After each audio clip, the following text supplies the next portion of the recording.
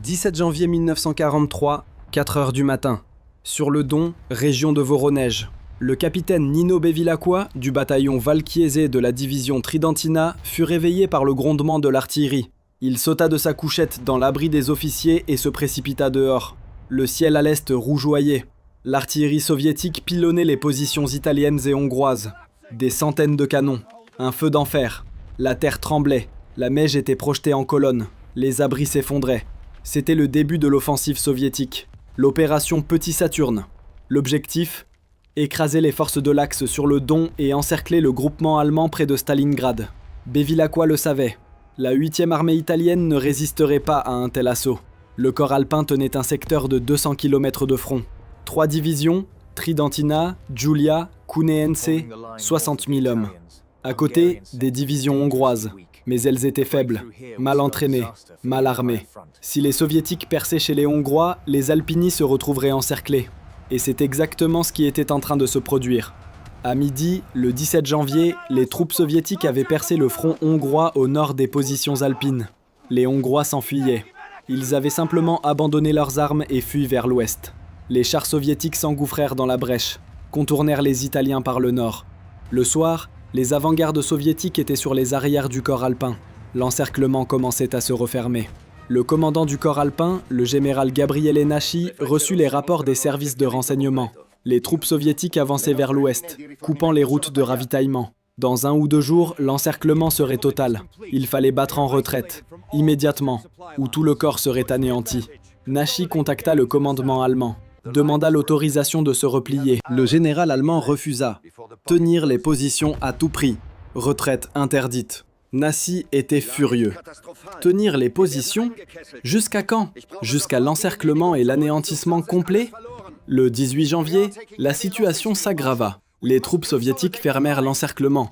Le corps alpin, des unités allemandes et les restes des divisions hongroises, environ 40 000 hommes, se retrouvèrent dans la poche. Le ravitaillement était coupé, la liaison avec l'arrière perdue. Il restait des vivres pour 3 jours, des munitions pour 1 semaine. Et après ? Se rendre ? Les Alpini ne se rendent pas. Il fallait donc percer. Le 19 janvier, Nasci réunit les commandants de division.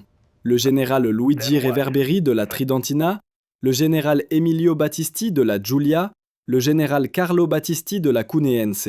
Des commandants allemands et hongrois étaient également présents.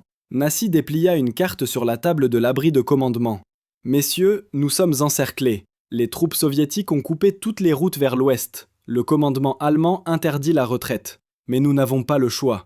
Si nous restons ici, dans 1 semaine, nous mourrons de faim. Nous battons donc en retraite, sans autorisation, à nos risques et périls. Nous nous dirigeons vers l'ouest. Nous percerons les lignes soviétiques. Nous rejoindrons les nôtres. » Reverberi demanda « Quel est l'itinéraire ?» Nasci traça un doigt sur la carte. D'ici, vers l'ouest, à travers les villages d'Arbouzovka, Nikolaïevka, Valouiki. Distance, environ 150 km. À pied, dans la neige, à travers les positions soviétiques. Ce sera dur, très dur, mais il n'y a pas d'autre chemin. Battisti demanda « Et les blessés ? Nous avons 3000 blessés. Nous les emmenons avec nous ?» Nasci hocha la tête. « Nous les emmenons, sur des traîneaux. Abandonner les blessés, c'est les condamner à mort. Nous sommes des Alpini. Nous n'abandonnons pas les nôtres. » Le colonel allemand, commandant des restes de la 385e division d'infanterie, demanda « Qui sera l'arrière-garde ? Qui couvrira la retraite de la colonne ?» Nasci regarda Reverberi. « La division Tridentina, la plus apte au combat, la plus disciplinée. Vous couvrirez la retraite. Vous serez les derniers. Contenez les soviétiques jusqu'à ce que la colonne soit hors de danger. » Reverberi se leva et salua. « Ce sera fait, mon général. » Il savait qu'être l'arrière-garde, c'était encaisser le choc principal. C'était mourir soi-même pour sauver les autres. Mais c'était le devoir des Alpini. Ils avaient toujours été les derniers. Ils avaient toujours couvert la retraite. Il en avait toujours été ainsi. Il en est ainsi. Et il en sera toujours ainsi. Le 20 janvier, à 5 heures du matin, la colonne se mit en marche. 40 000 hommes. Italiens, Allemands, Hongrois. Soldats, blessés, trains de bagages. Une colonne de 20 km de long. Température, moins 32 degrés. Une tempête de neige. Le vent transperçait les eaux. La plupart des Alpini n'avaient pas de tenue d'hiver. Le commandement italien n'y avait pas pourvu. Les soldats marchaient en uniforme d'été, enveloppés de chiffon. Ils gelaient, avaient des gelures aux doigts, aux oreilles, au nez. Mais ils marchaient. Car s'arrêter, c'était mourir. Le capitaine Bevilacqua marchait en tête de son bataillon. 800 hommes. Ils avançaient dans la steppe enneigée, de la neige jusqu'aux genoux. Chaque pas était un effort. Les soldats tombaient d'épuisement. Leurs camarades les relevaient, les aidaient à marcher.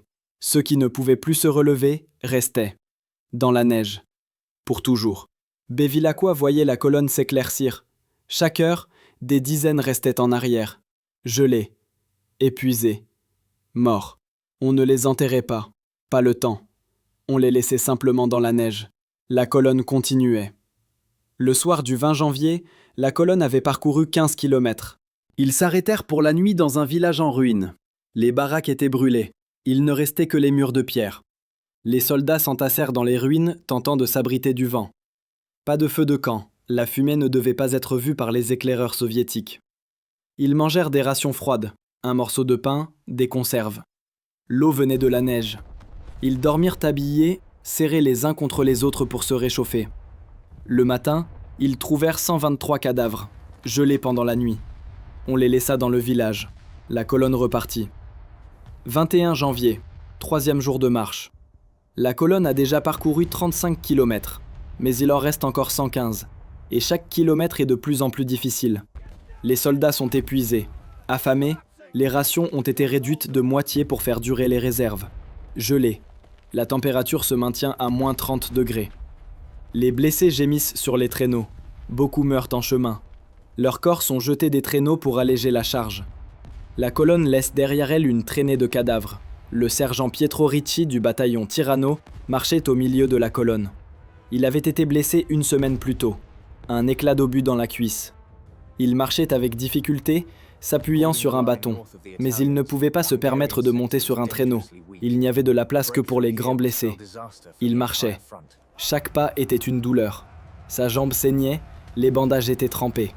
Mais Ricci marchait, car s'il s'arrêtait, il gèlerait. À côté de lui marchait le soldat Marco Greco, 18 ans. C'était son premier hiver au front. Il était arrivé en Russie en novembre, 3 mois plus tôt. Jeune, plein d'enthousiasme. Maintenant, il était brisé. Le visage gelé, des taches noires sur les joues.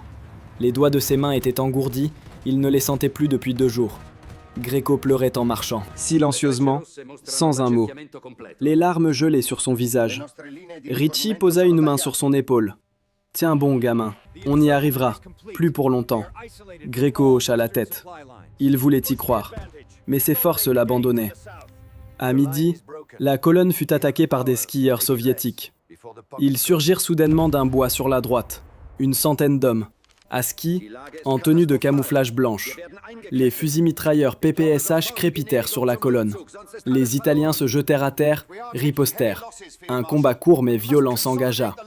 20 minutes plus tard, les skieurs soviétiques se retirèrent. Ils ne voulaient pas s'engager dans un combat prolongé. Mais ils laissèrent derrière eux 32 Italiens tués et 58 blessés. La colonne ramassa les blessés, les chargea sur les traîneaux. Les morts furent abandonnés. La colonne repartit. Le soir du 21 janvier, la colonne atteignit le village d'Arbouzovka. Il était occupé par des troupes soviétiques, environ 300 soldats. Les Alpini attaquèrent immédiatement. Le bataillon Edolo chargea à la baïonnette. Le combat fut bref. Les soldats soviétiques se retirèrent, ne voulant pas subir de lourdes pertes pour un petit village. Les Italiens prirent Arbouzovka. Pertes, 47 tués, 89 blessés.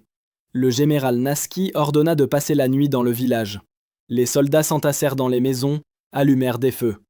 Pour la première fois en 3 jours, ils purent se réchauffer. Beaucoup pleurèrent de soulagement. Ils restèrent simplement assis près du feu et pleurèrent. Mais le soulagement fit de courte durée. La nuit, l'artillerie soviétique ouvrit le feu sur le village. Les obus explosaient dans les rues, dans les maisons.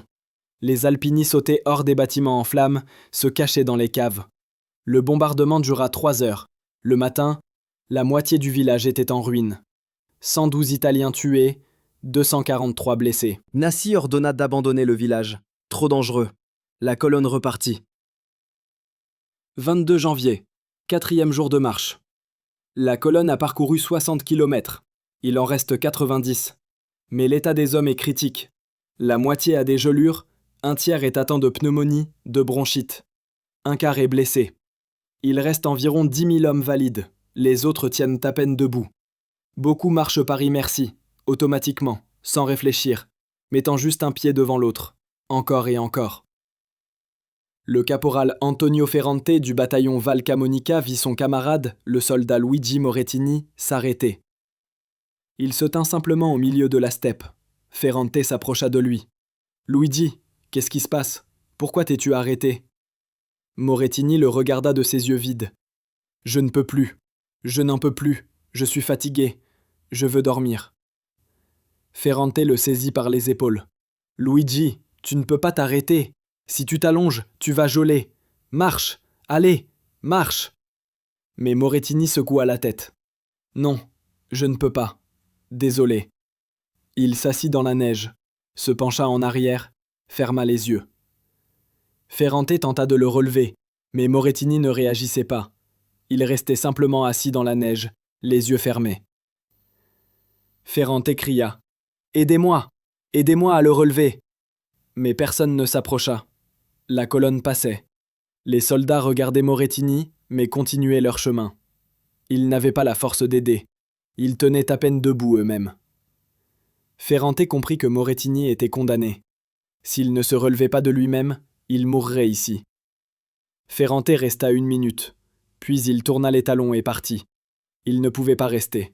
S'il restait, il mourrait lui aussi. Il marcha et pleura. Il avait laissé un camarade mourir. Il ne se le pardonnerait jamais. Le soir du 22 janvier, la colonne avait parcouru 15 km de plus. Ils s'arrêtèrent pour la nuit en pleine steppe. Pas de village à proximité. Les soldats creusèrent des trous dans la neige, s'y blottirent, serrés les uns contre les autres. Essayèrent de dormir. Beaucoup ne se réveillèrent pas. Le matin, on compta 209 cadavres, gelés pendant la nuit. On les laissa dans la neige. La colonne repartit. 23 janvier, 5e jour de marche. La colonne a parcouru 75 km. Il en reste 75, la moitié du chemin. Mais la colonne a déjà perdu environ 8000 hommes, tués au combat, gelés, morts d'épuisement, restés en arrière. La colonne s'amenuisait de jour en jour. Le général Nassi comprenait que si cela continuait, moins de la moitié atteindrait leur ligne. Il fallait accélérer. Mais comment? Les hommes marchaient à peine. Reverberi proposa. « Mon général, laissons les blessés. Laissons le train de bagages. Prenons seulement les armes et les munitions. Marchons légers. Plus vite. » Nassi secoua la tête. « Non, nous ne laisserons pas les blessés. Nous sommes des Alpini. Nous n'abandonnons pas les nôtres, même si cela nous coûte la vie. » Reverberi insista. « Mon général, si nous n'accélérons pas, nous mourrons tous. Les blessés et les valides. Il vaut mieux sauver ceux qui peuvent marcher. » Nassi le fixa longuement.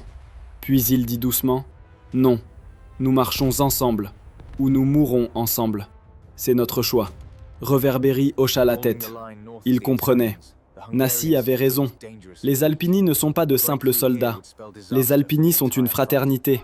Ils n'abandonnent pas les leurs. Jamais. Même face à la mort. Le soir du 23 janvier, la colonne atteignit un grand village.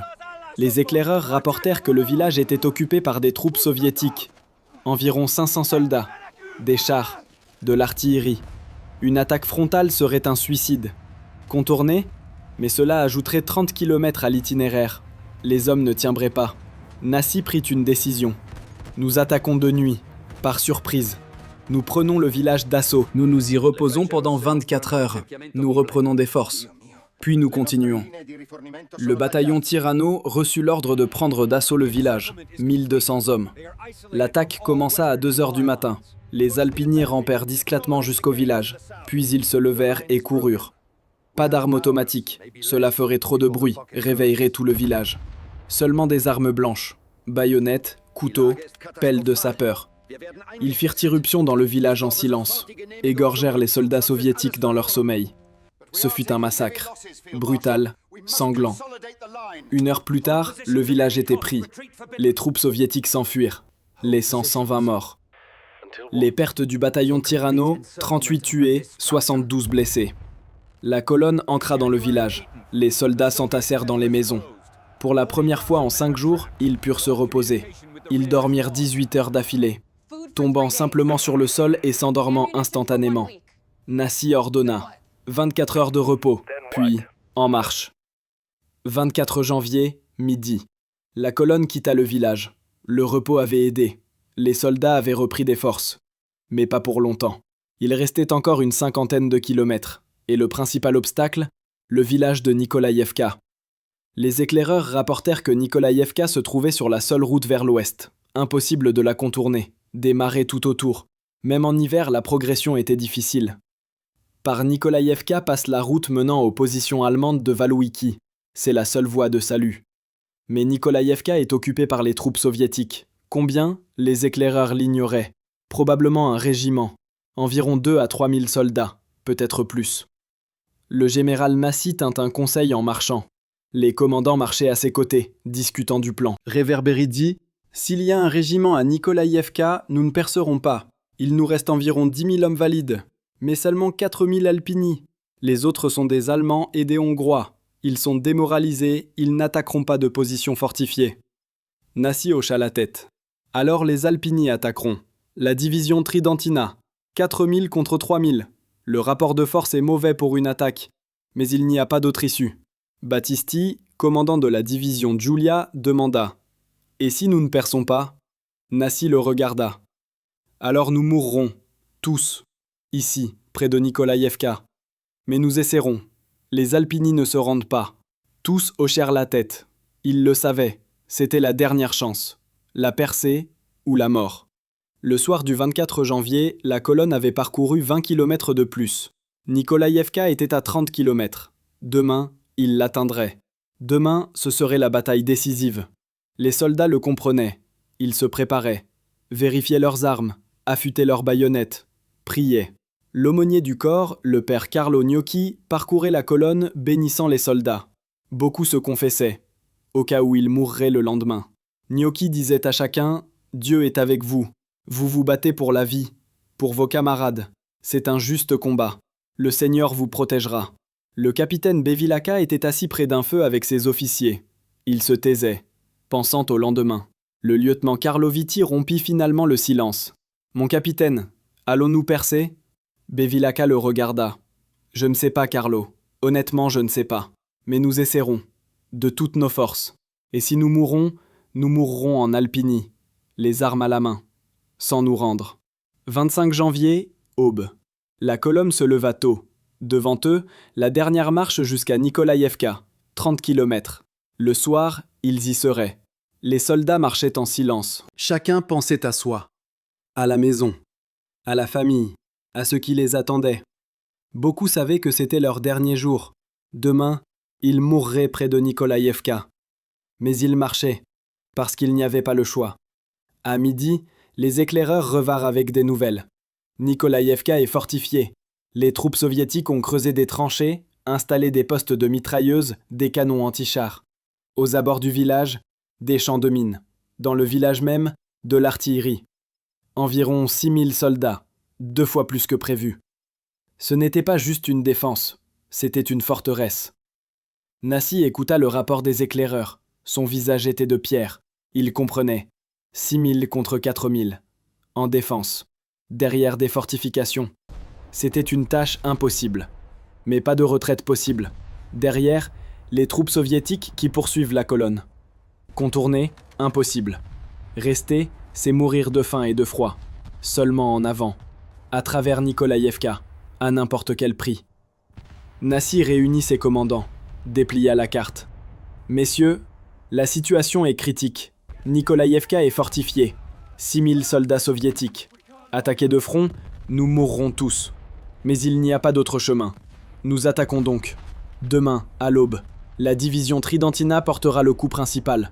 Les bataillons Tirano, Verona, Vestone, Valchiese en première vague. Les bataillons Edolo, Valcamonica en deuxième vague.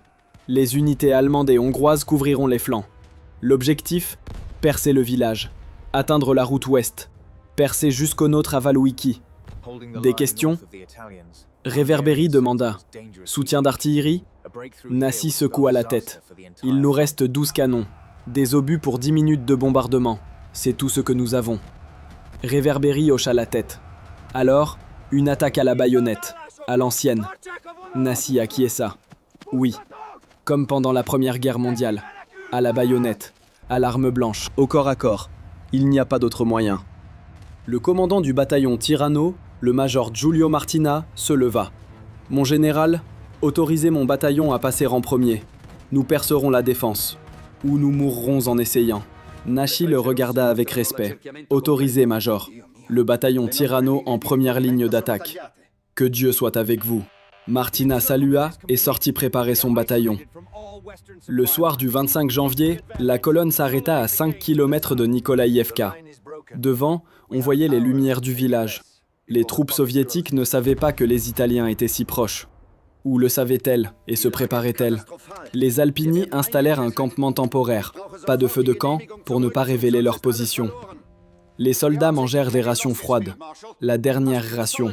Demain, il n'y aurait plus de nourriture, seulement le combat. Le père Gnotti dirigea une prière commune. 4000 Alpini s'agenouillèrent dans la neige. Gnotti leva un crucifix et dit « Seigneur, bénis ces hommes. Ils vont au combat. Beaucoup ne reviendront pas. Accueille leurs âmes. Donne-leur le courage. Donne-leur la force. Donne-leur la victoire. Amen. » 4000 voix répondirent « Amen ». Puis les soldats se couchèrent. Le dernier sommeil avant le combat. Certains ne dormirent pas. Ils restèrent simplement allongés, regardant le ciel étoilé, pensant. Le capitaine Bevilacqua écrivit une lettre à sa femme. Une dernière lettre, au cas où il mourrait le lendemain. « Chère Laura, je t'écris la veille de la bataille. Demain, nous attaquons les positions soviétiques. Les chances sont minces. Je pourrais ne pas revenir. Si cette lettre t'arrive, cela signifie que je suis mort. Pardonne-moi. Pardonne-moi de te laisser seul. Pardonne-moi de ne pas voir grandir nos enfants. Je t'aime. Je t'ai toujours aimé. Et je t'aimerai même après la mort. Prends soin des enfants. Parle-leur de leur père. Dis-leur qu'il est mort en combattant, qu'il ne s'est pas rendu, qu'il était un Alpini. Adieu, mon amour. » Bevilacqua scella la lettre, la glissa dans la poche intérieure de son uniforme, près de son cœur. Puis il s'allongea et ferma les yeux, s'endormit. 26 janvier 1943, 5 heures du matin. Les Alpini se réveillèrent dans l'obscurité. Le soleil n'était pas encore levé. Température, moins 34 degrés. Le vent hurlait dans la steppe. Les soldats se levaient, dégourdissaient leurs membres engourdis, vérifiaient leurs armes. Ils se taisaient. Il n'y avait rien à dire. Tous savaient qu'aujourd'hui était le jour décisif. Aujourd'hui, soit ils perçaient, soit ils mouraient. Le sergent Ricci du bataillon Tirano vérifiait son fusil. Il fixa la baïonnette, pointue, brillante. Ricci n'avait jamais utilisé la baïonnette au combat. Aujourd'hui, il le devrait. Corps à corps. Il avait peur, pas de la mort. Il s'était résigné à l'idée de la mort depuis longtemps. Il avait peur de la douleur. Peur que la baïonnette entre dans un corps, se coince et qu'il faille l'arracher. Peur de regarder dans les yeux l'homme qu'il tuait. Mais il n'y avait pas le choix. Aujourd'hui, c'était tuer ou être tué. Le soldat Gréco était assis dans la neige et pleurait, silencieusement, sans un bruit. Les larmes coulaient sur son visage gelé. Il ne voulait pas mourir. Il avait 18 ans, toute la vie devant lui. Il voulait rentrer chez lui, se marier, avoir des enfants, vivre. Mais aujourd'hui, il allait mourir. Près de Nikolaïevka, dans la neige, loin de chez lui. Gréco priait. « Seigneur, sauve-moi, s'il te plaît, je ne veux pas mourir, je suis trop jeune. » Mais Dieu ne répondait pas. Seul le vent hurlait dans la steppe. 6 heures du matin. Le général Nassi passa les troupes en revue à cheval. Il s'arrêtait devant chaque bataillon, parlait brièvement mais avec force. « Soldats, aujourd'hui, nous perçons. Devant nous, Nikolaïevka. Les troupes soviétiques nous attendent. Elles sont fortifiées. Elles sont prêtes. Mais nous sommes des Alpini. Nous sommes les chasseurs des montagnes. Nous sommes les meilleurs soldats d'Italie. Nous avons percé des montagnes. Nous avons pris d'assaut des forteresses. Nous avons vaincu quand tout le monde le croyait impossible. Aujourd'hui, nous le ferons encore. Nous percerons Nikolaïevka. Nous rejoindrons les nôtres. Nous survivrons.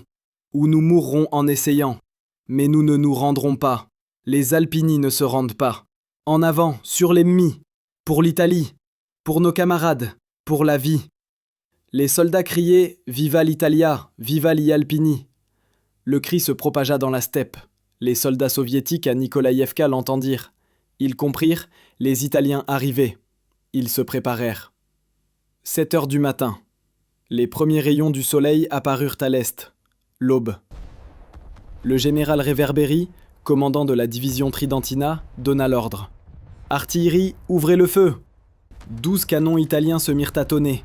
Les obus s'abattirent sur Nikolaïevka, explosant aux abords du village, dans les tranchées, sur les positions. Les soldats soviétiques se mirent à l'abri. Le bombardement dura 10 minutes. Puis les obus s'épuisèrent. L'artillerie se tut, le silence se fit. Seul le vent hurlait. Reverberi leva la main, donna le signal. « Bataillon Tirano, en avant !» 1200 alpini surgirent de derrière la colline, se formèrent en ligne. 2 lignes. La première, 600 hommes. La seconde, 600. Le major Martina se plaça en tête, leva son sabre, cria « Tirano, en avant, pour l'Italie !» Il se mit à courir. Le bataillon le suivit. Il courait dans la neige.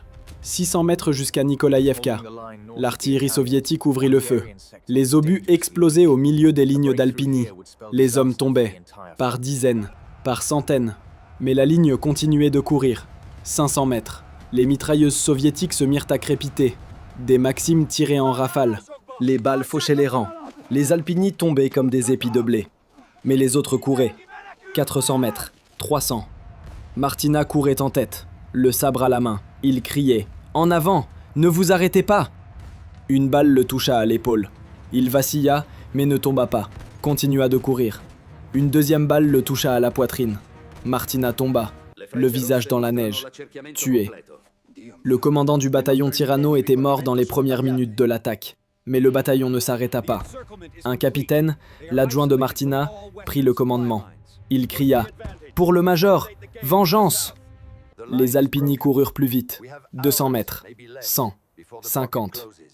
Les soldats soviétiques virent les visages des Italiens, exténués, gelés, mais résolus. Ces hommes ne s'arrêteraient pas.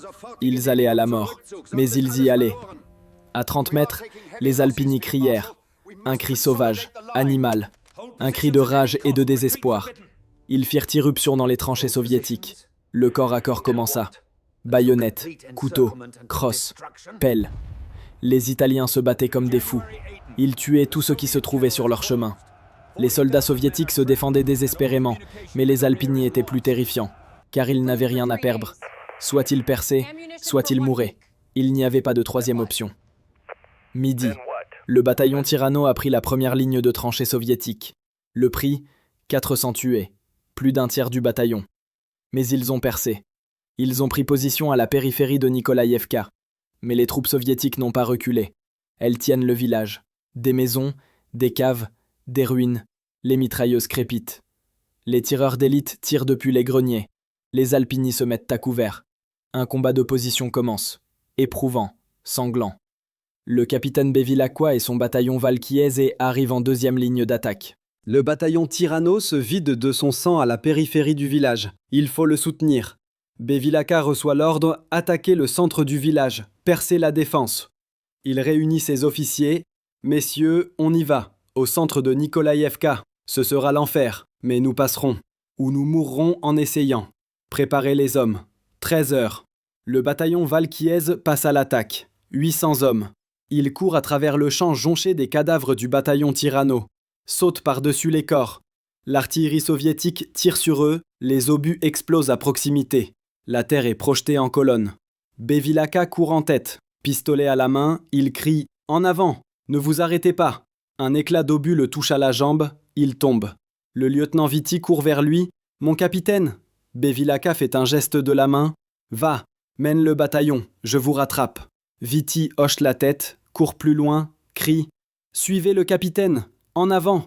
Bevilacqua se relève, sa jambe saigne. Mais il peut marcher. Il boite, suit son bataillon. Le bataillon fait irruption dans le village, le combat se déroule dans les rues, de maison en maison, de cave en cave. Les Alpini délogent les soldats soviétiques à coups de grenades, de rafales d'armes automatiques, de baïonnettes. Les soldats soviétiques reculent lentement, se battant pour chaque mètre.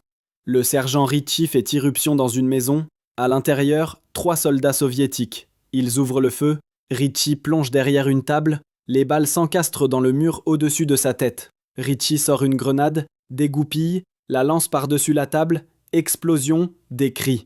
Richie sort de derrière la table, 2 soldats soviétiques sont morts, le 3e est blessé. Il est au sol, gémissant. Richie s'approche de lui, lève son fusil avec la baïonnette, regarde dans les yeux du blessé, un jeune gars, 19 ans environ, à peu près comme le soldat Gréco. Richie hésite. Tuer un blessé, c'est contre les lois de la guerre, mais le gars attrape le pistolet à sa ceinture. Richie n'hésite plus. La baïonnette s'enfonce dans la poitrine du gars. Un seul coup. Le gars a un sursaut, s'immobilise, meurt. Richie retire la baïonnette, regarde le sang sur la lame. Il vomit. Il sort de la maison en courant, s'assoit contre un mur, pleure. Il a tué un homme à la baïonnette. Il ne l'oubliera jamais. À 14h, les bataillons Tirano et Valkiese occupent un tiers du village. Mais les troupes soviétiques tiennent bon. Elles reculent lentement, contre-attaquent, infligent des pertes. Les Alpini subissent d'énormes pertes. Sur les 2000 hommes qui ont commencé l'attaque, il en reste environ 1200. 800 tués et blessés. En 7 heures de combat. C'est une boucherie. Le général Reverberi se tenait sur la colline, observant à la jumelle. Il voyait ses soldats mourir dans le village. Il comprenait que si cela continuait, le soir, la division Tridentina serait complètement anéantie. Il fallait changer quelque chose. Il fallait un coup décisif.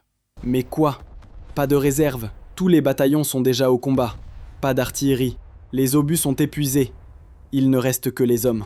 Épuisés, gelés, mais toujours prêts à se battre. Reverberi prend une décision. Il enverra ses dernières réserves, les bataillons Edolo et Valcamonica. 2000 hommes. Le dernier coup. Tout ou rien. S'ils ne percent pas, c'est la fin. Tout le monde mourra ici. Mais il n'y a pas d'autre chemin. 15h. Reverberi donne l'ordre. Bataillon Edolo et Valcamonica, préparez-vous à attaquer. Vous passerez en dernier. C'est le coup décisif. Si vous percez la défense, vous sauverez tout le monde. Si vous ne percez pas, nous mourrons tous. Je crois en vous. Les Alpini ne déçoivent jamais. En avant. Le commandant du bataillon Edolo, le colonel Carlo Battisti, aligne son bataillon. 1000 hommes. Il passe les rangs en revue. Regarde les visages des soldats. Épuisés, gelés, mais les yeux brûlent. Ils sont prêts. Battisti se place devant la troupe. Prononce un court discours. « Soldats, nous passons en dernier. Tout l'espoir repose sur nous. Si nous perçons, la colonne passera. Sinon, tout le monde mourra. Nous percerons donc. À n'importe quel prix.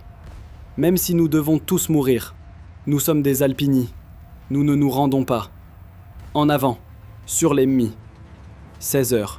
Le bataillon Edolo passe à l'attaque. 1000 hommes courent vers Nikolaïevka. L'artillerie soviétique tire sur eux. Les mitrailleuses crépitent. Mais les Alpini ne s'arrêtent pas. Ils courent par-dessus les cadavres de leurs camarades, à travers les tranchées détruites. Ils font irruption dans le village. Rejoignent les bataillons Tirano et Valkiese. Désormais, 2200 Alpini se battent dans le village, contre 4000 soldats soviétiques. Le rapport de force est toujours mauvais, mais les Alpini sont plus désespérés. Le colonel Battisti marchait en tête de son bataillon, pistolet à la main. Il voyait ses soldats se battre dans les rues. Comment ils mouraient, comment ils gagnaient. Il était fier d'eux. C'étaient les meilleurs soldats qu'il ait jamais commandés. Une balle le toucha à l'abdomen. Battisti se plia en deux, tomba à genoux. Des officiers coururent vers lui. « Mon colonel !» Battisti fit un geste de la main. « Laissez-moi. Menez le bataillon. Percez. C'est un ordre. » Les officiers hésitèrent. Battisti cria. « C'est un ordre. Allez !» Les officiers saluèrent, coururent plus loin. Battisti resta seul, assis dans la neige, la main sur le ventre. Le sang coulait entre ses doigts. Il comprenait que c'était une blessure mortelle. Il allait mourir ici. Mais son bataillon percerait. Il en était convaincu. 17h. Le soleil déclinait. La nuit allait bientôt tomber. Le combat à Nikolaïevka durait depuis 10 heures. Les Alpini occupaient la moitié du village. Mais les troupes soviétiques tenaient bon. Elles ne reculaient pas. Le commandant de la 48e division de fusiliers de la garde soviétique, le colonel Kravchenko, était un officier expérimenté. Il comprenait que les Italiens étaient désespérés, qu'ils iraient jusqu'au bout. Mais ces soldats non plus ne se rendraient pas. C'était leur terre, ils défendaient leur patrie. Ils mourraient, mais ne laisseraient pas passer l'ennemi. Kravtchenko parcourait les positions, encourageait ses soldats. « Tenez bon, ne reculez pas. Ils sont fatigués, ils sont épuisés. Encore un peu, et ils craqueront. » Les soldats soviétiques hochaient la tête. Ils se battaient courageusement, mais les pertes étaient énormes. Sur les 6000 qui défendaient le village le matin, il en restait environ 3000. 3000 tués et blessés en 10 heures. C'était une boucherie des deux côtés. Le général Reverberi comprenait que l'attaque s'essoufflait. Les Alpini se vidaient de leur sang. Sur les 4000 qui avaient commencé l'assaut le matin, il restait environ 1500 hommes valides. 2500 tués et blessés. Des pertes catastrophiques. Mais s'il s'arrêtait maintenant, tout aurait été vain. Il fallait un dernier coup, un coup décisif. Reverberi prit une décision. Il mènerait lui-même les troupes restantes, personnellement. Le général irait à l'assaut. Cela inspirerait les soldats. Cela leur donnerait la force pour un dernier effort. Reverberi descendit de la colline, s'approcha des commandants de bataillon qui se battaient dans le village, les réunit pour un rapide conseil au milieu d'une rue. Autour, les obus explosaient, les balles sifflaient, mais le général restait calme. « Messieurs, nous donnons l'assaut depuis 10 heures. Les pertes sont énormes, mais nous n'avons pas encore percé. Les soviétiques tiennent bon, il faut un dernier coup. Je mènerai moi-même l'attaque. Rassemblez tous ceux qui peuvent tenir une arme, les blessés qui peuvent marcher, les artilleurs, les hommes du train, tous. Nous attaquons le centre du village, en une charge massive à la baïonnette, une vague humaine. Nous percerons ou nous mourrons. Préparez les hommes. » Les commandants se dispersèrent. Une demi-heure plus tard, environ 2000 hommes étaient rassemblés. C'étaient tous ceux qui pouvaient encore se battre. Des Alpini, des Allemands, des Hongrois. Des blessés, bandés, boitants.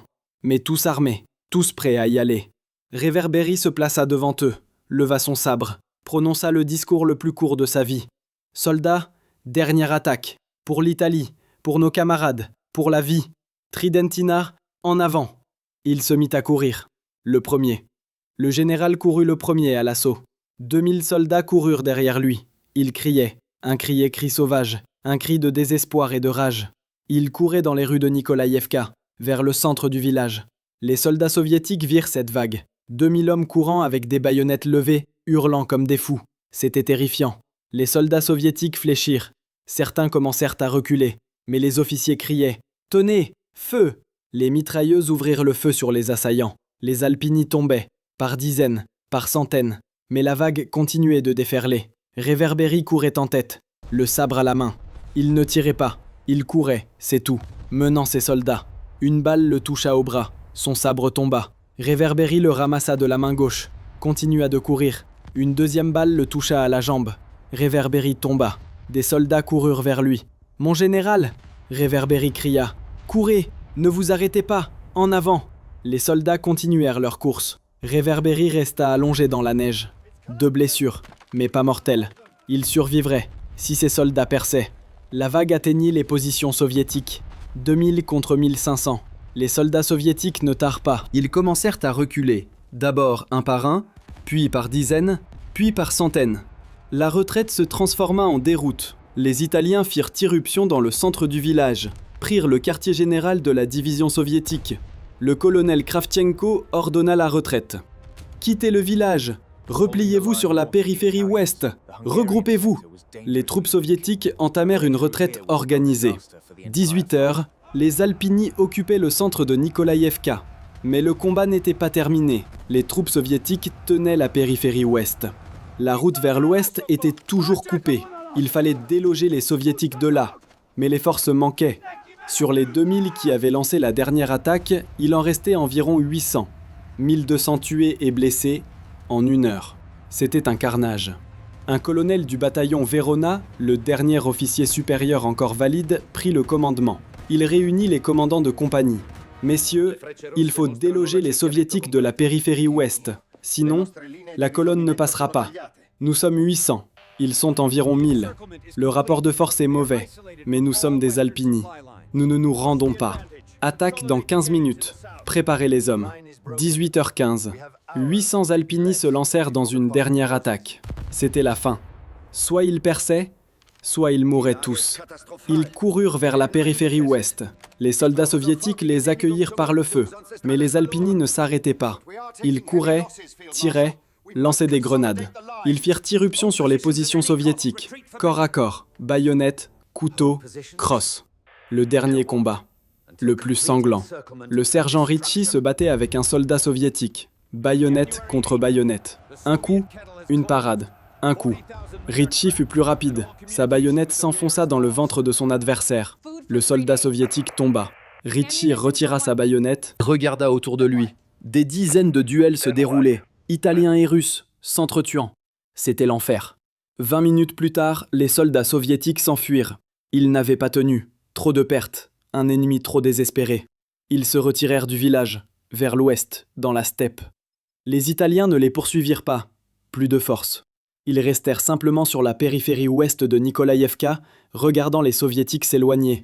La route était ouverte. La percée était faite. 19h. La nuit. Le combat de Nikolaïevka était terminé. Les Alpini occupaient le village. Le prix, effroyable. Sur les 4000 Alpini qui avaient attaqué le village le matin, il restait environ 600 hommes valides.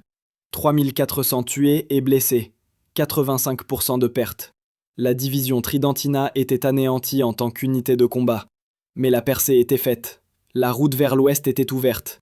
La colonne pouvait passer. Le général Nassy entra dans le village à cheval. Il parcourait les positions, regardait les cadavres qui jonchaient les rues. Italiens, Russes, des milliers de cadavres. Du sang dans la neige, des maisons détruites. C'était une vision d'enfer. Nassy trouva Réverbéry. Le général était transporté sur une civière. 2 blessures. Il était pâle, mais conscient. Nassy descendit de cheval, s'approcha de la civière. « Luigi, tu es en vie. » Réverbéry sourit faiblement. « En vie, mon général. Et nous avons percé. La route est ouverte. » Nassy hocha la tête. « Oui. Au prix d'une division. 3500 pertes. Mais nous avons percé. Tu es un héros, Luigi. Tu as sauvé la colonne. » Réverbéry secoua la tête. « Pas moi. Eux. Les soldats, les Alpini. Ils se sont battus. Ils sont morts. Ils ont percé. Je n'ai fait que les mener. Ce sont eux les vrais héros. » Nassy posa une main sur l'épaule de Réverbéry. « Oui, ce sont des héros. Et nous nous souviendrons d'eux. Toujours. » Réverbéry ferma les yeux. Perdit connaissance. Nassy ordonna. « Transportez le général à l'infirmerie, les meilleurs médecins. Il doit survivre. » Nassy ordonna à la colonne de traverser Nikolaïevka.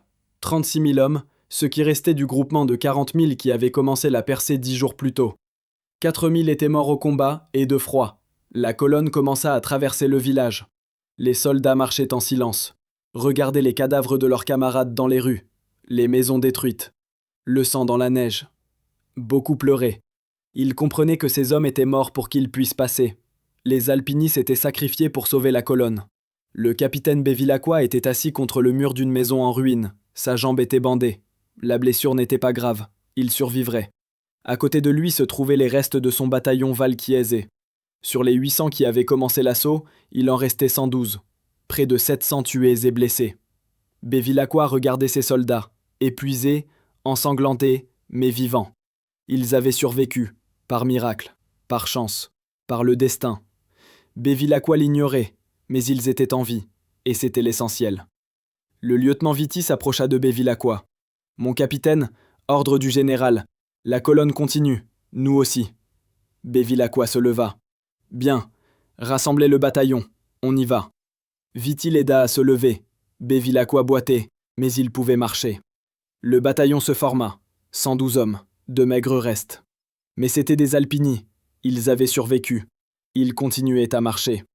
La colonne traversa Nikolaïevka et se dirigea vers l'ouest, sur la route de Valouiki. Il restait 40 km jusqu'aux positions allemandes, 2 jours de marche. Les soldats marchaient en silence, trop fatigués pour parler. Ils marchaient, tout simplement, automatiquement. Un pied devant l'autre, encore et encore. 27 janvier, aube. La colonne avait parcouru 20 km. Ils firent une halte. Les soldats s'effondrèrent dans la neige, s'endormirent instantanément. Dormirent 2 heures, puis le réveil, de nouveau en marche.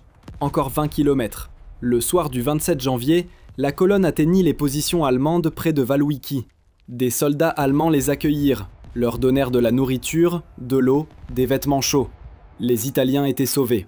Sur les 40 000 hommes qui avaient commencé la percée de l'encerclement le 17 janvier, 15 000 atteignirent les positions allemandes. 25 000 étaient restés dans la neige, tués, gelés, blessés, disparus. Nikolaïevka avait coûté à la colonne plus de la moitié de ses effectifs. La division Tridentina avait perdu 3 500 hommes rien que dans le combat du 26 janvier. Des pertes catastrophiques. Mais la percée était faite. La colonne était sauvée. Les Alpini avaient accompli leur mission, au prix de leur propre vie. Les médecins allemands installèrent un hôpital de campagne. Ils accueillaient les blessés. Ils étaient des milliers. Grands blessés, gelés, épuisés. Les médecins travaillaient jour et nuit, opéraient, amputaient les membres gelés, pansaient les plaies. Beaucoup mouraient sur la table d'opération. Le corps ne tenait pas, trop affaibli, trop épuisé. Le général Reverberi fut opéré toute la nuit, 2 blessures, au bras et à la jambe. Les balles furent extraites, les plaies suturées. Il survécut. Le matin, à son réveil de l'anesthésie, sa première question fut « La colonne ? Sont-ils passés ?» Le médecin hocha la tête. « Oui, mon général, ils sont passés. Vous les avez sauvés. » Reverberi ferma les yeux. Des larmes coulaient sur ses joues. Pas moi. Les Alpini. Ils se sont sauvés eux-mêmes. Le capitaine Bevilacqua était assis dans une tente allemande, buvant une soupe chaude. Le premier repas chaud en 11 jours. Il pleurait en mangeant. De soulagement, de fatigue, de la douleur de la perte. À côté de lui étaient assis les restes de son bataillon. 112 hommes sur 800. Eux aussi pleuraient, en silence. Ils restaient assis et pleuraient. Un officier allemand s'approcha de Bevilacqua. « Mon capitaine, vous êtes un héros. Vous et vos hommes avez accompli l'impossible. Vous avez percé l'encerclement soviétique. Nous ne croyions pas que quiconque survivrait. » Bevilacqua le regarda. « Nous ne sommes pas des héros. Nous voulions simplement vivre. Et nous avons marché. À travers la neige, à travers la mort. Nous avons simplement marché. Parce qu'il n'y avait pas le choix. » 28 janvier 1943. Les restes de la colonne étaient chargés dans des trains. Le commandement allemand avait ordonné l'évacuation des Italiens vers l'arrière. Ils ne pouvaient plus se battre. Ils étaient brisés, physiquement et moralement. Ils avaient besoin de repos, de soins, de convalescence. Les trains les emmenèrent vers l'ouest, en Ukraine, en Pologne, puis en Italie. Le sergent Ricci était assis dans un wagon de marchandises et regardait à travers une fente entre les planches. La Russie s'éloignait. Cet enfer restait derrière. Il avait survécu. Pourquoi ? Il l'ignorait. La chance, le destin, la volonté de Dieu. À côté de lui était assis le soldat Gréco, 18 ans, le visage gelé, les doigts des 2 mains amputés, invalide à vie, mais vivant. Gréco regardait ses mains bandées et pleurait. « Qu'est-ce que je vais faire ? Sans doigts ? Je ne pourrai pas travailler. Je ne pourrai pas me marier. Qui voudra d'un infirme ?» Ricci posa une main sur son épaule. « Tu es en vie, gamin. C'est l'essentiel. Tu rentreras chez toi, dans ta famille. Ils seront heureux de te voir, même sans doigts. » Dans un autre wagon gisaient les grands blessés. Le colonel Battisti, commandant du bataillon Edolo, était mourant. Sa blessure à l'abdomen était mortelle, une péritonite. Les médecins ne pouvaient rien faire. Battisti gisait sur une civière et délirait. Il voyait ses soldats. Ils attaquaient Nikolaïevka. Ils tombaient sous les balles. Il leur criait « En avant, ne vous arrêtez pas, percez !» L'aumônier Gnocchi était assis à côté de lui, tenait la main de Battisti. Priait « Seigneur, accueille l'âme de ce guerrier. Il s'est battu courageusement. Il meurt pour ses camarades. Accorde-lui le repos éternel. » Battisti ouvrit les yeux, regarda Gnocchi, murmura « Mon père, avons-nous percé ?» Gnocchi hocha la tête. « Oui, mon colonel, nous avons percé. La colonne est sauvée, grâce à vous et à votre bataillon. » Battisti sourit faiblement. « Bien, alors ce n'est pas en vain. Ils ne sont pas morts pour rien. » Il ferma les yeux, expira, ne reprit pas son souffle, mourut. Gnocchi le signa. « Repose en paix, guerrier. » 3 février 1943, gare de Turin, Italie. Le train des Alpini survivants arriva le matin. Une foule s'était rassemblée sur le quai, des milliers de personnes. Les familles attendaient. Quand les portes des wagons s'ouvrirent, la foule eut un hoquet de stupeur. Ce n'étaient pas les jeunes hommes qui étaient partis un an plus tôt, c'étaient des fantômes, maigres, malades, mutilés, sans doigts, sans oreilles, sur des béquilles. La foule se tut. Puis, les cris commencèrent. Des femmes cherchaient leurs maris, des mères leurs fils. Madame Maria Bevilacqua se tenait sur le quai et attendait son mari, le capitaine Nino. Elle voyait descendre les soldats. Des dizaines, des centaines. Où était Nino? Elle commençait à paniquer. Et puis, elle le vit. Il descendait du wagon lentement, en boitant. Une blessure à la jambe, mais vivant. Maria cria « Nino !» Il tourna la tête, la vit. Ils coururent l'un vers l'autre, se serrèrent dans leurs bras. Maria pleurait. « Tu es en vie, tu es en vie !» Nino restait silencieux. Il ne pouvait pas parler, la gorge nouée. Il tenait simplement sa femme dans ses bras et pleurait. À côté, une autre scène. La mère du sergent Ricci cherchait son fils. Elle demandait à chaque arrivant « Connaissez-vous Pietro Ricci du bataillon Tirano ?» Certains hochaient la tête, d'autres secouaient la tête. Finalement, elle le vit. Il descendait du dernier wagon, épuisé, avec une canne. Mais vivant. Elle courut. « Pietro !» Il se tourna. « Maman !» Ils se serrèrent dans leurs bras. La mère pleurait tellement qu'elle ne pouvait plus parler. Elle tenait simplement son fils et pleurait. Mais il y avait ceux qui n'attendaient personne. Les parents du soldat Morettini, celui qui s'était assis dans la neige et ne s'était pas relevé le 4e jour de la marche. Ils se tenaient sur le quai et attendaient. Les wagons se vidèrent. Morettini n'était pas là. Un officier s'approcha d'eux. « Monsieur et Madame Morettini ?» Ils hochèrent la tête. « Votre fils, il est porté disparu, le 22 janvier, pendant la marche. Il est resté en arrière. Veuillez accepter mes condoléances. » La mère tomba sur un banc. Elle ne pleurait pas. Elle restait assise, en état de choc. Le père se tenait à côté, les poings serrés. Leur fils était quelque part dans les neiges de Russie, gelé, seul. Il ne retrouverait jamais son corps. Mars 1943, hôpital militaire de Milan. Le général Reverberi était allongé dans sa chambre et lisait le rapport officiel sur les pertes. Le corps alpin, envoyé en Russie en août 1941, 60 000 hommes. Revenus, 11 000. 49 000 n'étaient pas revenus. 82% de pertes. C'était une catastrophe. La pire défaite des Alpini de toute l'histoire. Reverberi ferma le dossier, le posa sur la table de chevet, ferma les yeux. 49 000. Ce n'étaient pas des chiffres, c'étaient des hommes, ces soldats, qu'il avait menés, qu'il avait perdus. Il commandait la division Tridentina, 12 000 hommes. 2 000 étaient revenus, 10 000 étaient morts. Il en avait sauvé 2, en avait perdu 10. C'était sa faute. Il était le commandant. Il était responsable. Un psychiatre vint le voir. Un médecin militaire, spécialisé dans les traumatismes de guerre. Il s'assit près du lit. « Mon général, comment vous sentez-vous » Reverberi le regarda. « Physiquement, ça va. Les blessures guérissent. Mais la tête ?» Le médecin hocha la tête. « Des cauchemars ?» Reverberi hocha la tête. « Toutes les nuits. Nikolaïevka. Je les vois mourir. Tomber sous les balles. Crier. Je me réveille en sueur froide. Toutes les nuits. » Le médecin prenait des notes. « C'est une réaction normale à un traumatisme. Vous avez vécu l'enfer. Votre cerveau essaie de le traiter. Les cauchemars font partie du processus. Avec le temps, ils diminueront. » Reverberi secoua la tête. « Non. Ils ne partiront jamais. Nikolaïevka restera avec moi pour toujours. Jusqu'à la mort. » Le médecin ne discuta pas. Il savait que le général avait raison. De telles blessures ne guérissent pas. Elles restent pour toujours. Dans les rêves, dans la mémoire, dans l'âme. Juin 1943, Rome. Mussolini rencontrait le feldmaréchal allemand Kesselring. Ils discutaient de la situation sur les fronts. Kesselring dit sans détour « Duce, l'armée italienne n'est plus apte au combat. La 8e armée a été anéantie en Russie. Perte, 100 000 hommes. Les survivants sont démoralisés. Ils ne veulent plus se battre. Nous ne pouvons pas compter sur eux. » Mussolini cria « C'est un mensonge. L'armée italienne s'est battue courageusement. Les Alpini ont fait preuve d'un courage incroyable.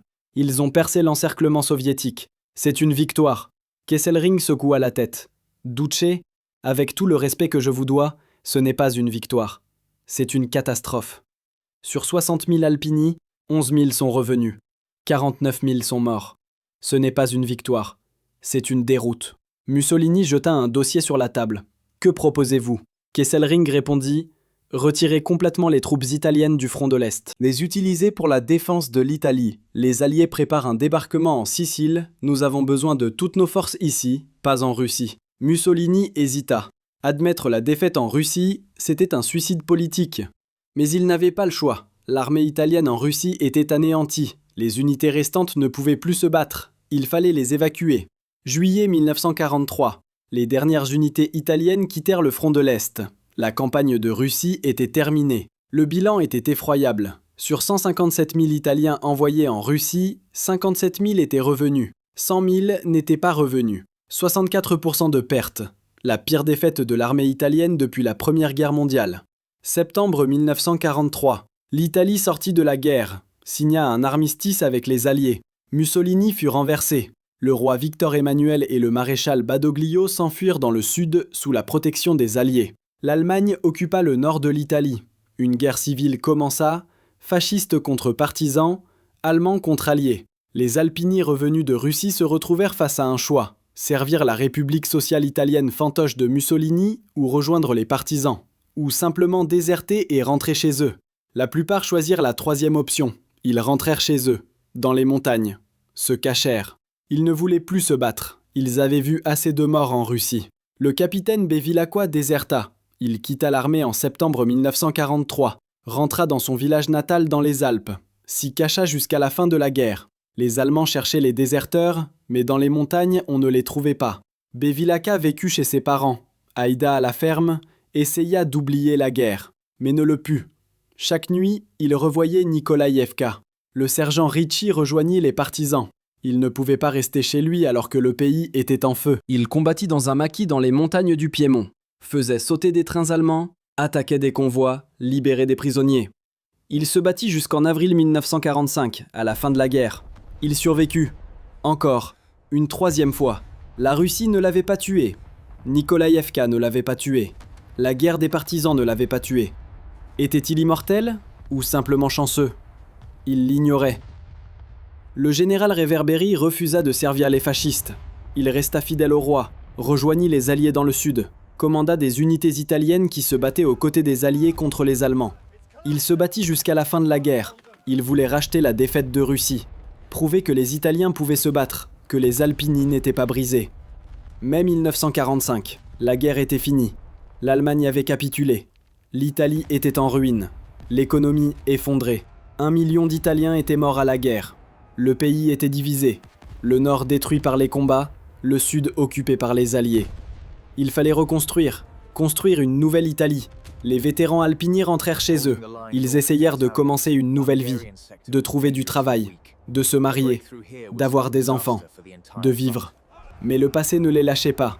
Les cauchemars continuaient. Bevilacqua revoyait Nikolaïevka toutes les nuits. Ricci revoyait son camarade Morettini s'asseoir dans la neige. Ils ne pouvaient pas oublier. La Russie était avec eux pour toujours. L'État italien n'aidait pas les vétérans. Pas de programme d'aide, pas d'indemnité, pas même de reconnaissance de leur sacrifice. Car la campagne de Russie était une honte, une défaite, une catastrophe. L'État voulait oublier, enterrer cette page de l'histoire, et les vétérans avec elle. Bevilacqua tenta d'obtenir une pension d'invalidité, sa blessure à la jambe. Il boitait, ne pouvait pas travailler normalement. Il fit une demande. Refus. Blessure insuffisamment grave. Il fit appel. Nouveau refus. Il abandonna. Il travailla à la ferme de ses parents, joignait à peine les deux bouts. Il épousa Maria, eut 2 enfants, vécut modestement, tranquillement, ne parla jamais de la guerre. C'était trop douloureux. Année 1950-1960. Les vétérans commencèrent à se regrouper, créèrent des associations, se rencontraient, se souvenaient, cherchaient des camarades de régiment. En 1959, Mario Rigoni-Stern publia Le Sergent dans la neige, ses mémoires sur la campagne de Russie, sur la marche de la mort, sur Nikolaïevka. Le livre devint un best-seller. Les Italiens le lurent et apprirent la vérité. Nikolaïevka n'était pas la victoire héroïque que la propagande fasciste avait vantée. Nikolaïevka était une tragédie. Bevilacqua lut le livre, pleura. Rigoni-Stern décrivait ce que Bevilacqua avait vécu, ce dont Bevilacqua ne pouvait pas parler. Rigoni-Stern racontait leur histoire, l'histoire des 49 000 Alpini morts. Bevilacqua écrivit à Rigoni-Stern « Merci, vous avez dit ce que nous ne pouvions pas. vous avez dit la vérité. En 1993, pour le 50e anniversaire de Nikolaïevka, un groupe de vétérans se rendit en Russie pour visiter le lieu de la bataille. Ils étaient 23, âge moyen 78 ans. Parmi eux, Bevilacqua, Ricci, Reverberi. Ils se tenaient sur la colline où 50 ans plus tôt l'attaque avait commencé. Ils regardaient le village. Il avait changé. De nouvelles maisons, du goudron. Mais le lieu était le même. Les habitants avaient érigé un monument, un obélisque en pierre, une inscription en russe et en italien. Ici, le 26 janvier 1943, ont combattu et sont morts des soldats du corps alpin italien et de la 48e division de fusiliers de la garde de l'armée rouge. Mémoire éternelle aux morts des deux camps. Les vétérans déposèrent des fleurs, se tinrent en silence. Beaucoup pleuraient. Bevilacqua s'approcha de l'obélisque, posait la main sur la pierre, murmura « Camarades, nous sommes revenus. 50 ans ont passé, mais nous nous souvenons de vous, de tous, de chacun. Vous êtes morts ici, pour que nous puissions vivre. Merci. Reposez en paix. » Il resta là longtemps, puis il se tourna vers le groupe. « Allons-y, il est temps. » Ils quittèrent la colline, mais ils y laissèrent une partie d'eux-mêmes. Une partie qui restera à jamais dans les neiges de Nikolaïevka. Année 2010. Les derniers vétérans de Nikolaïevka s'éteignaient. Bevilacqua mourut en 2008, à 92 ans. Ricci en 2011, à 95 ans. Reverberi en 1987, à 84 ans. En 2020, il ne restait plus un seul survivant. Tous étaient morts. Une époque s'achevait. Mais la mémoire est vivante. Chaque année, le 26 janvier, des cérémonies commémoratives ont lieu en Italie. Les alpinis se rassemblent devant les monuments, déposent des fleurs, 1 minute de silence. Pour les 49 000 qui ne sont pas revenus de Russie, pour ceux qui ont attaqué Nikolaïevka, pour ceux qui sont morts dans la neige. Les petits-enfants et arrière-petits-enfants des vétérans assistent aux cérémonies, apportent les photos de leurs aïeux, racontent leurs histoires, transmettent la mémoire aux générations suivantes. Marta Bevilacqua, petite fille du capitaine Nino, assiste chaque année à la cérémonie de Turin. Elle apporte une photo de son grand-père en uniforme d'alpini. Elle parle de lui à sa fille. « Ton arrière-arrière-grand-père était un héros. Il a traversé l'enfer. Il a survécu. Et nous vivons grâce à lui. Souviens-toi de lui. » Aujourd'hui, 82 ans après Nikolaïevka, des monuments aux alpini se dressent dans les Alpes italiennes. Sur chacun, des noms. Des milliers de noms. Ceux qui ne sont pas revenus de Russie. À Nikolaïevka, sur la colline d'où fut lancé l'assaut, se dresse un grand obélisque. À côté, un musée, des photos de soldats, des lettres envoyées à la maison, des objets personnels, des armes, l'histoire de la bataille. Des écoliers russes et italiens viennent en visite. Ils apprennent que le 26 janvier 1943, 4000 Italiens ont combattu ici contre 6000 soldats soviétiques. La bataille a duré 14 heures. Environ 3500 Italiens et 2000 soldats soviétiques y ont perdu la vie. Perte totale, 5500 hommes. Pour un seul village, en une seule journée. Les écoliers écoutent et comprennent que la guerre n'est pas un jeu. La guerre, c'est la mort. 5500 familles ont perdu un fils, un père, un frère, en une seule journée, au même endroit. C'est une tragédie. Pour tous, Italiens et Russes. Nikolaïevka est devenu un symbole. Le symbole du courage des alpini, mais aussi le symbole de l'absurdité de la guerre. 49 000 Italiens sont morts en Russie. Pourquoi ? Pourquoi ? Pour les ambitions de Mussolini ? Pour l'alliance avec Hitler ? Pour l'aventure insensée d'une invasion de l'URSS ? Ils ne sont pas morts pour une grande idée. Ils sont morts pour l'erreur d'un dictateur. Les vétérans disaient toujours « Souvenez-vous de Nikolaïevka », non pas comme d'une victoire, mais comme d'une leçon. Une leçon sur le fait que la guerre est un enfer, et qu'il faut l'éviter. Aujourd'hui, 82 ans plus tard, cette leçon est plus actuelle que jamais. Le monde est fragile, les guerres continuent, des gens continuent de mourir. Mais le souvenir de Nikolaïevka nous le rappelle. Chaque guerre est une tragédie, chaque mort est une perte. Chaque soldat est le fils, le mari, le père de quelqu'un. Souvenez-vous des alpini de Nikolaïevka. Souvenez-vous des 49 000. Souvenez-vous qu'ils ont payé un prix terrible et que leurs sacrifices nous apprennent à chérir la paix, à préserver la paix, à défendre la paix, pour qu'il n'y ait plus jamais de Nikolaïevka.